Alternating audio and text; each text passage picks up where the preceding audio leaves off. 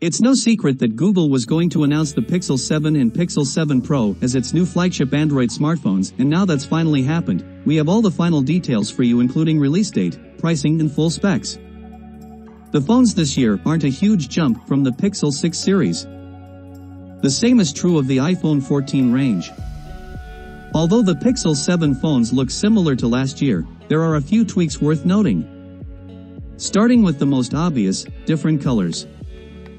Both come in Obsidian, black, and snow, white, then the third option is different, so the Pixel 7 comes in Lemongrass, and the 7 Pro has a less garish Hazel. Google has also gone a bit more eco-friendly as both devices have an aluminum enclosure made of 100% recycled content. The Pixel 7 is also easier to handle than the 6.4 inches Pixel 6 thanks to a slightly smaller 6.3 inches display and smaller bezels. It's a deliberate effort to make the phone more compact and also results in it being lighter than the Pixel 6 by 10 grams. Google has also put Gorilla Glass thickness on the back as well as the front. As expected, the Pixel 7 phones come with the new generation of Google's own Tensor processor, which arrived with the Pixel 6. Google says that with the Tensor G2, we've improved almost every major subsystem in the chip, and we've designed them to work really well together to handle the nuanced and complex nature of our software and machine learning.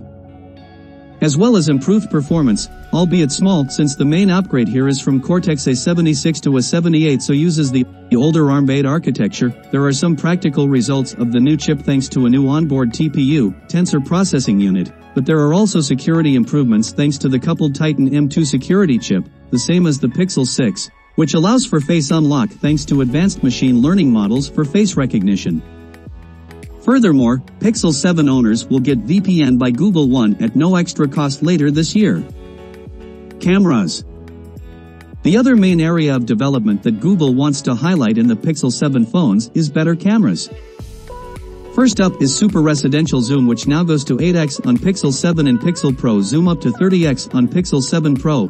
Previously Super Residential Zoom 7x and 20x respectively, with Google saying we've also achieved optical quality similar to a dedicated 2x telephoto lens for Pixel 7 and a 10x telephoto lens for Pixel 7 Pro.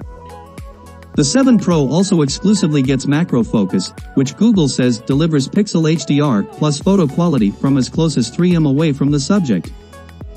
Guided frame helps blind or low vision users to capture selfies with a combination of audio guidance, high-contrast visual animations and haptic feedback.